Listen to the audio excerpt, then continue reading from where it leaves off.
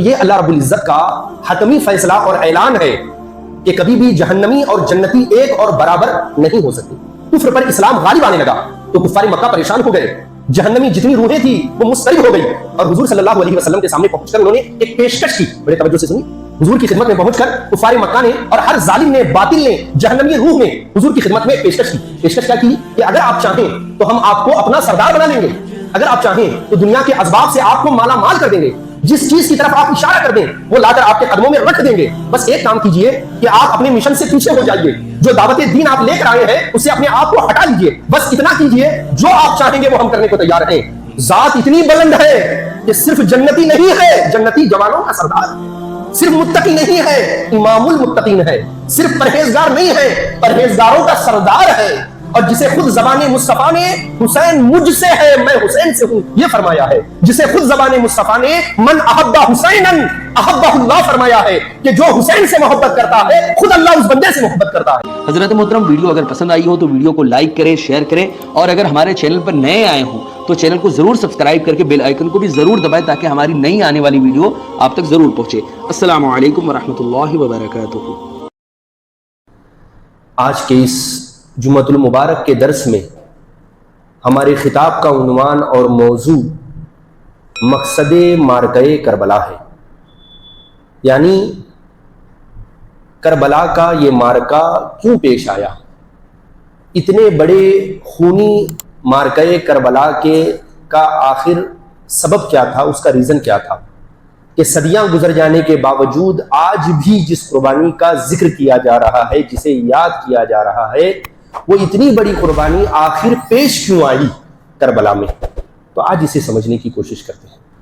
اللہ رب العزت قرآن مجید میں سورہ حشر کی آیت نمبر 20 میں ارشاد فرماتا ہے لا یستوی اصحاب النار و اصحاب الجنہ, کہ اے لوگو یاد رکھو جہنم والے اور جنت والے کبھی بھی ایک اور برابر نہیں ہو سکتے. جہنمی لوگ الگ ہیں, جنتی لوگ الگ ہیں. آگے اللہ فرماتا ہے اصحاب الجنت هم الفائزون, اور جو جنتی ہیں وہی حقیقت میں کامیابی, کامرانی اور بامراد ہونے والے ہیں. تو یہ اللہ رب العزت کا حتمی فیصلہ اور اعلان ہے کہ کبھی بھی جہنمی اور جنتی ایک اور برابر نہیں ہو سکتے, کبھی بھی وہ ایک اور برابر نہیں ہو سکتے. یہ اللہ رب العزت کا حتمی فیصلہ اور اعلان ہے, کیونکہ جو جہنمی ہیں وہ باطل پسند ہیں اور جو جنتی ہیں وہ حق پرست ہیں. جہنمی جھوٹے ہوتے ہیں اور جنتی سچے ہوتے ہیں. جہنمی ظالم ہوتے ہیں اور جنتی عدل و انصاف کے پیکر ہوتے ہیں. جہنمی احکام الہی کو مٹانے کی کوشش کرنے والے ہوتے ہیں اور جو جنتی ہوتے ہیں انہی احکام کو بچانے کی خاطر مر مٹنے والے ہوتے ہیں. جو جہنمی ہوتے ہیں وہ شیطان کے نمائندے ہوتے ہیں اور جو جنتی ہوتے ہیں وہ رحمان کے بندے اور اس کے نمائندے ہوتے ہیں. تو بھلا یہ دونوں ایک اور برابر کیسے ہو سکتے ہیں؟ اسی لیے جب آقا دو جہاں سرور کونین صلی اللہ علیہ وسلم نے دین کی دعوت کا آغاز کیا اور اسلام کو پیش کیا تو اسلام تیزی سے پھیلنے لگا, کفر پر اسلام غالب آنے لگا تو کفار مکہ پریشان ہو گئے. جہنمی جتنی روحیں تھی وہ مضطرب ہو گئی اور حضور صلی اللہ علیہ وسلم کے سامنے پہنچ کر انہوں نے ایک پیشکش کی. بڑے توجہ سے سنیے. حضور کی خدمت میں پہنچ کر کفار مکہ نے اور ہر ظالم نے, باطل نے, جہنمی روح نے حضور کی خدمت میں ایک پیشکش کی. پیشکش کیا کی کہ اگر آپ چاہیں تو ہم آپ کو اپنا سردار بنا لیں گے, اگر آپ چاہیں تو دنیا کے اسباب سے آپ کو مالا مال کر دیں گے, جس چیز کی طرف آپ اشارہ کر دیں وہ لا کر آپ کے قدموں میں رکھ دیں گے. بس ایک کام کیجئے کہ آپ اپنے مشن سے پیچھے ہو جائیے, جو دعوت دین آپ لے کر آئے ہیں اس سے اپنے آپ کو ہٹا لیجئے. بس اتنا کیجئے, جو آپ چاہیں گے وہ ہم کرنے کو تیار ہیں. اب ذرا حضور کا جواب سنیے. حضور علیہ الصلوۃ والسلام نے ارشاد فرمایا اگر تم میرے ایک ہاتھ میں چاند اور دوسرے ہاتھ میں سورج لا کر رکھ دو تب بھی میں اپنے مشن سے ذرا برابر بھی پیچھے نہیں ہونے والا ہوں. تو جب یہ بات آپ سمجھ گئے تو اب ذرا توجہ چاہوں گا کہ جس نانا کا باطل کو یہ جواب تھا, اس نواسے کا جو شہزادہ مصطفیٰ ہے, مظہر مصطفیٰ ہے, جس کو خود زبان مصطفیٰ نے الحسین منی وانا من الحسین فرمایا ہے، جس کو خود حضور علیہ الصلوۃ والسلام نے اپنا شہزادہ فرمایا ہے، بھلا اس کی زبان سے حضور کے جواب کے علاوہ کوئی کیسے آ سکتا ہے؟ اسی لیے مارکہ کربلا بپا ہوا کہ حق الگ ہے، باطل الگ ہے، سچ الگ ہے، جھوٹ الگ ہے، نور الگ ہے، ظلمت الگ ہے، ظلم الگ ہے، عدل و انصاف الگ ہے، جہنم الگ ہے، جنت الگ ہے، کیونکہ خود اللہ فرماتا ہے لا یستوی اصحاب النار و اصحاب الجنہ، کہ کبھی بھی جنت والے اور دوزخ والے برابر نہیں ہو سکتے۔ تو کربلا کے بپا ہونے کا مقصد اگر آپ کو سمجھنا ہے کہ کربلا کیوں بپا ہوا، کربلا کے بپا ہونے کا مقصد کیا تھا، اگر یہ آپ کو سمجھنا ہے تو سب سے پہلے مولا حسین کی شخصیت کو سمجھنا پڑے گا، ان کی ذات کو جاننا پڑے گا، کیونکہ ذات سے ہی کردار جنم لیتا ہے، شخصیت اور پرسنالٹی سے ہی کردار سمجھ میں آتا ہے۔ جتنی بڑی شخصیت ہوگی، جتنا بڑا جو ہے ذات ہوگی، جتنی بڑی اس کا کردار اور اس کا کیریکٹر اتنا ہی بلند ہوگا۔ ذات اتنی بلند ہے کہ صرف جنتی نہیں ہے، جنتی جوانوں کا سردار ہے، صرف متقی نہیں ہے، امام المتقین ہے، صرف پرہیزگار نہیں ہے، پرہیزگاروں کا سردار ہے، اور جسے خود زبان مصطفیٰ نے حسین مجھ سے ہے، میں حسین سے ہوں یہ فرمایا ہے، جسے خود زبان مصطفیٰ نے من احب حسینا احبہ اللہ فرمایا ہے، کہ جو حسین سے محبت کرتا ہے خود اللہ اس بندے سے محبت کرتا ہے۔ تو ذات کتنی عظیم ہے، کتنی عظیم ہے، یہ سمجھ میں آئے گا تب ان کا کردار، ان کا کیریکٹر سمجھ میں آئے گا۔ ذات اتنی بلند ہے کہ امام ابن ابی شیبہ اپنے وقت کے بڑے محدث گزرے ہیں، بڑی حدیث کے فن میں ان کی کتابیں موجود ہیں۔ وہ امام ابن ابی شیبہ امام علی مقام کا تعارف کراتے ہوئے فرماتے ہیں، ذرا الفاظ سنیے، فرماتے ہیں کانا حسین عالما بالقرآن وعالما علیہ زاہدا وراء تقیا جوادا فصیحا بلیغا عارفا بحق اللہ۔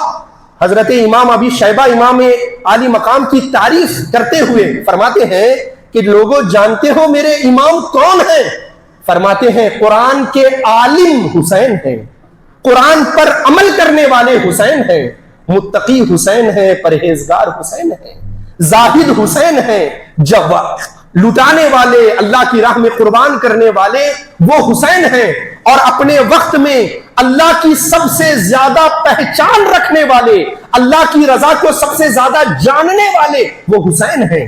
اتنے جملے فرما کر امام ابن ابی شیبہ کو لگا کہ میں جو جملے میرے امام کی شان میں کہہ رہا ہوں ان جملوں کا قد بہت چھوٹا ہے، لیکن میرے امام کا قد بہت بلند ہے۔ آگے وہ فرماتے ہیں کانا دلیلا علی ذاتہ تعالی، جو اپنے رب کے ہونے کی دلیل بن جائے اس ذات کو حسین کہتے ہیں، جو اپنے رب کے ہونے کی دلیل بن جائے اس ذات کو حسین کہتے ہیں۔ اسی لیے خواجہ خواجگاں فقر ہندوستان نائب نبی خواجہ غریب نواز ہند الولی سرکار فرماتے ہیں شاہ است حسین، حسین شاہ ہے، بادشاہ است حسین، حسین بادشاہ ہے، دین است حسین، حسین اصل دین کے ترجمان ہے، دین پناہ است حسین، ہر حال میں دین کو بچانے والے وہ حسین ہیں۔ سرداد نہ داد دست در دست یزید، سر تو دے دیا مگر اپنا پاک ہاتھ یزید پلید کے ہاتھ میں نہیں دیا۔ حقاں کے بنائے لا الہ است حسین۔ لوگوں اگر دین کی صحیح شکل دیکھنی ہے، اگر دین کی بنیاد کیا ہے اسے سمجھنا ہے تو وہ سراپا حسین کی ذات ہے۔ تو کربلا کے بپا ہونے کا مقصد سمجھنے سے پہلے امام علی مقام کی ذات کو سمجھنا پڑے گا۔ ذات اتنی بلند ہے کہ زمانے کی سب سے عظیم شخصیت، سب سے اعلیٰ اور افضل شخصیت اگر حسین کو کہا جائے تو یہ بات غلط نہیں ہوگی، اور ان کے مقابلے میں وہ ذات ہے، وہ شخص ہے جس کا فسق و فجور، جس کا گناہ اور جس کی معصیت کے پورا زمانہ گواہ ہے، وہ یزید پلیت ہے۔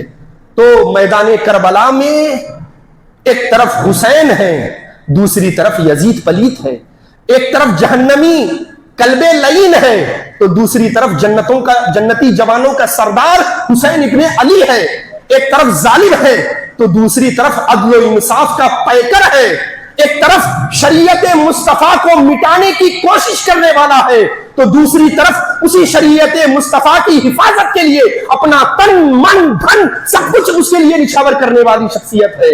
تو ایک طرف یزید ہے تو دوسری طرف حسین ہے. تو کربلا کے میدان میں ہمیں دو ذاتیں نظر آتی ہیں اور ان دونوں ذاتوں سے دو کردار سمجھ میں آتے ہیں. دو شخصیتوں کے ساتھ ساتھ دو کوالٹیز نظر آتی ہیں, دو فطرتیں نظر آتی ہیں, دو کیریکٹر دکھائی دیتے ہیں. ایک حسین ابن علی ہے, دوسرا یزید پلیت ہے. یہ کوئی معمولی جنگ نہیں تھی, یہ کوئی اتفاق سے پیش آنے والی جنگ نہیں تھی. حق اور باطل کی لڑائی تھی, حق اور باطل کا فیصلہ تھا, کیونکہ اللہ نے خود فرمایا تھا لا یستوی اصحاب النار و اصحاب الجنہ, کہ کبھی جہنمی اور جنتی ایک نہیں ہو سکتے, کبھی جہنمی اور جنتی برابر نہیں ہو سکتے. یہ حق اور باطل کا فیصلہ تھا. اگر امام عالی مقام چاہتے کہ میں آرام سے عبادت کرتا رہوں, اللہ اللہ کرتا رہوں, پیری مریدی کرتا رہوں, درس دیتا رہوں اور کسی کے چکر میں نہ پڑوں, تو یزید کو تو بس اتنا ہی چاہیے تھا کہ کوئی میری حکومت کے خلاف انگلی نہ اٹھائے, کوئی میں جو کر رہا ہوں اس کا حساب و کتاب نہ لے, کوئی میرے من مانی پر داؤ نہ ڈالے, ہاتھ نہ ڈالے. وہ تو یہی چاہتا تھا. اگر امام حسین صرف اتنا کر دیتے کہ یزید کو ایک پیغام بھیج دیتے کہ اے یزید میں تیرے راستے میں نہیں آتا, تو میرے راستے میں نہ آ, میں تیری حکومت کو چیلنج نہیں کرتا, تو میری دکان کو چیلنج مت کر, تو مجھے میری پیری مریدی کرنے دے, مجھے میرے ہاتھ پیر چموانے دے, مجھے میرے ذکر و فکر میں رہنے دے, میں تیرے راستے میں نہیں آتا, تو میرے راستے میں نہ آ. تو بس سرو چشم یزید اس چیز کو قبول کر لیتا, وہ تو یہی چاہتا تھا. لیکن اگر امام عالی مقام یہ پیشکش کر کے قبول کر لیتے اور بیٹھ جاتے تو سر تو بچ جاتا, مصطفیٰ کے دین کی اصل شکل نہیں بچ پاتی. کیونکہ یزید حکومت چلاتے چلاتے اپنی من کی منمانی شریعت میں داخل کر دیتا. کیونکہ آقائے دو جہاں سرور کونین صلی اللہ علیہ وسلم سے لے کر امام حسن تک امام وہی بنتا تھا, جو مسجد کا امام ہوتا تھا وہی حکومت کا امام ہوتا تھا, مسئلے مسائل بھی وہی بتاتا تھا, حکومت کے فیصلے بھی وہی کرتا تھا, طلاق اور نکاح کے مسائل بھی وہی بتاتا تھا, حرام اور حلال کا درس بھی وہی دیتا تھا, اور حکومت کے سارے کاروبار بھی وہی کرتا تھا. یزید ایسا پہلا شخص ہے جو اس مسلح کو اور حکومت کی کرسی کو الگ کرنا چاہتا تھا.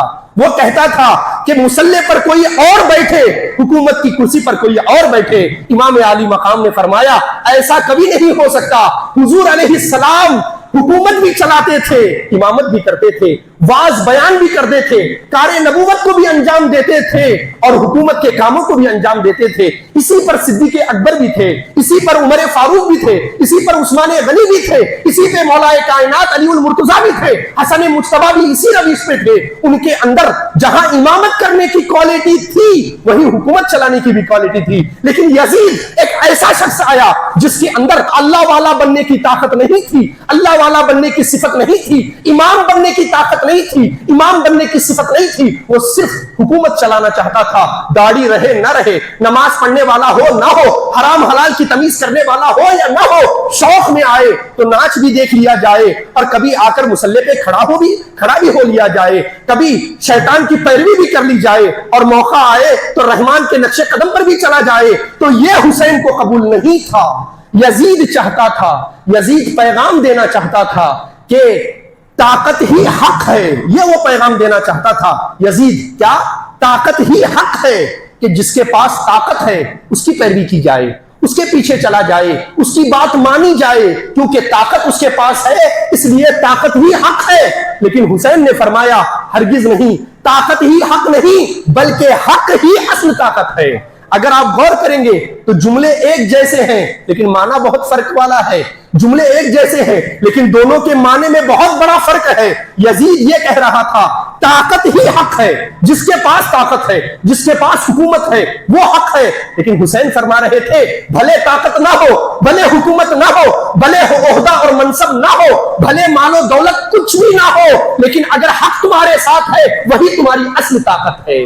وہی تمہاری اصل طاقت ہے۔ تو یہ جنگ حق اور باطل کی جنگ تھی، اصلاح اور فساد کی جنگ تھی، کیونکہ امام اعظم حضور علیہ السلام نے جو دین پیش کیا تھا وہ حق کو سامنے رکھ کر پیش کیا تھا۔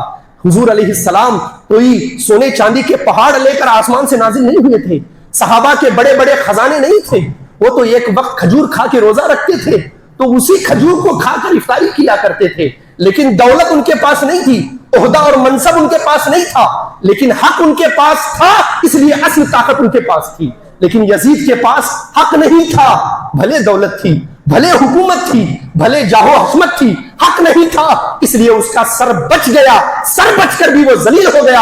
امام حسین کا سر کٹ گیا، سر کٹ کے بھی وہ آج بھی حسین زندہ باد ہے۔ کیوں؟ اس لیے کہ ان کے ساتھ حق تھا، اور جس کے ساتھ حق ہوتا ہے وہی ہمیشہ طاقتور ہوتا ہے، بھلے وقتی طور پر تھوڑی دقت کیوں نہ آ جائے، کوئی تکلیف کیوں نہ آ جائے، کوئی پریشانی کیوں نہ آ جائے۔ امام عالی مقام نے یہی دیکھا کہ جس دین کو حضور صلی اللہ علیہ وسلم نے طائف کی وادی میں پتھر کھا کر کے آگے پہنچایا ہے، خندق ہوئی ہے، حنین ہوئی ہے، جس دین کی سربلندی کے لیے صدیق اکبر رضی اللہ تعالیٰ عنہ نے اپنی زندگی بھر کی دولت لگا دی ہے، جس دین کی بقا کے لیے عمر فاروق شہید ہو گئے ہیں، جس دین کی حفاظت کے لیے عثمان غنی نے جام شہادت نوش کیا ہے، جس دین کی بقا کے لیے مولا علی کو مسلح پر شہید کیا گیا ہے، جس دین کی بقا کے لیے امام حسن علیہ السلام نے زہر کا پیالہ پی لیا ہے، جس دین کی سربلندی کے لیے بلال حبشی کو مکہ کی تپتی ہوئی زمین پہ گھسیٹا گیا ہے، جس دین کی سربلندی کے لیے ایک ایک صحابی نے اپنا جان مال سب لٹایا ہے، یزید اس دین کو مس کر دینا چاہتا ہے، اس دین کی قدروں کو پامال کر دینا چاہتا ہے۔ اب حسین نے فرمایا اگر جنتی جوانوں کا سردار بھی آگے نہ بڑھے تو بھلا دین کو کون بچا سکتا ہے؟ تو امام عالی مقام نے آگے بڑھ کر دین کو بچانے کی کوشش کی۔ بہت سے صحابہ اور بہت سے تابعین ایسے بھی تھے جو رخصت پر عمل کر رہے تھے، جو رخصت کی راہ پر چل رہے تھے، کیونکہ اسلام کا قاعدہ ہے، قانون ہے کہ جب طاقت نہ ہو، پاور نہ ہو، ہمت نہ ہو تو چیز کو چھوڑا جا سکتا ہے۔ مثال سے بات آپ سمجھیے، روزہ رمضان کا جب چاند دکھتا ہے تو سب پر روزے فرض ہو جاتے ہیں، لیکن جو صاحب استطاعت لوگ نہیں ہوتے، کمزور ہوتے ہیں، بیمار ہوتے ہیں یا سفر پر ہوتے ہیں، انہیں رخصت ہوتی ہے، اگر وہ چاہیں تو روزہ چھوڑ دیں، لیکن افضل یہ ہوتا ہے بھلے کتنی مصیبت کیوں نہ آئے، سفر کی مصیبتیں اور مشقتیں کیوں نہ ہو، افضل یہ ہے روزہ نہ چھوڑا جائے، روزہ رکھا جائے۔ تو امام عالی مقام کے سامنے بھی دو راہیں تھی، ان کے سامنے دو راستے تھے، اگر وہ رخصت کی راہ پر چلتے ہیں، رخصت کے راستے پر چلتے ہیں، گردن تو بچ جاتی ہے، کربلا کے سفر سے رک جاتے ہیں، مکہ کو چھوڑنے کی ضرورت نہیں، مدینہ کو چھوڑنے کی ضرورت نہیں، گھر بار کو لٹانے کی ضرورت نہیں، لیکن دین کا چہرہ بگڑ جاتا ہے، دین کی قدریں پامال ہو جاتی ہیں، لیکن اگر عزیمت پر عمل کرتے ہیں تو دین بچتا ہے، گردن بھلے چلی جاتی ہے۔ امام عالی مقام نے فرمایا جان دی ہوئی اسی کی تھی، حق تو یہ ہے کہ حق ادا نہ ہوا، 100 بار صدقے ہو کے بھی یہ چاہتا ہے دل 100 بار اور آپ پہ قربان ہو جائے۔ امام عالی مقام نے رخصت پر عمل نہیں کیا، عزیمت پہ عمل کیا۔ کیوں؟ اس لیے کہ خود حضور علیہ السلام ارشاد فرماتے ہیں، حدیث پاک ہے، حضور علیہ السلام ارشاد فرماتے ہیں من را منکم منکرم، اے لوگو تم میں سے کوئی شخص جب کسی برائی کو دیکھے، اس کے سامنے کوئی برائی نظر آئے، فَلْيُغَيِّرْهُ بِيَدِيهِ، تو وہ برائی کو ہاتھ سے روک دے۔ حضور فرماتے ہیں اگر کوئی برائی کو دیکھے، برائی نظر آئے، تمہارے پاس طاقت ہے، فَلْيُغَيِّرْهُ بِيَدِيهِ، اپنے ہاتھ سے اس برائی کو ختم کر دے۔ پھر حضور نے دیکھا ہمارے جیسے لوگ بھی ہیں جو صرف تقریر تو کر سکتے ہیں لیکن میدان عمل میں نہیں اتر سکتے، تو حضور نے فرمایا فَإِن لَمْ يَسْتَطِعْ، اگر اتنی طاقت نہیں ہے کہ ہاتھ سے برائی کو روک سکو، فَبِلِسَانِكَ، تو اپنی زبان سے حق کو حق کہو، غلط کو غلط کہو، صحیح کو صحیح کہو، باطل کو باطل کہو، کم سے کم اتنا کہو۔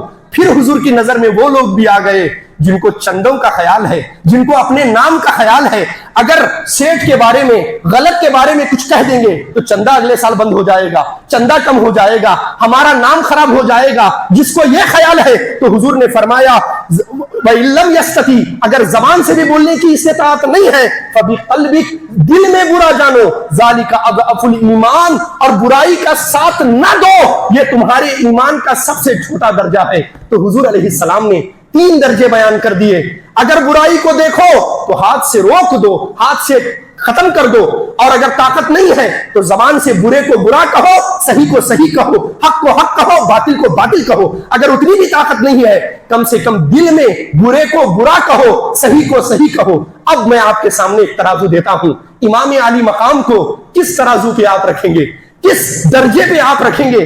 کیا امام حسین جس نے مصطفیٰ کی زبان کو چوسا ہے، جس کی رگوں میں علی شیر خدا کا خون دوڑ رہا ہے، جس نے مصطفیٰ جان رحمت کے کندھے پہ سواری کی ہے، جس کو خود حضور نے الحسین منی وانا من حسین فرمایا ہے کہ حسین مجھ سے ہے اور میں حسین سے ہوں، کیا وہ حسین صرف برائی کو دل میں برا کہتا جانتا تھا؟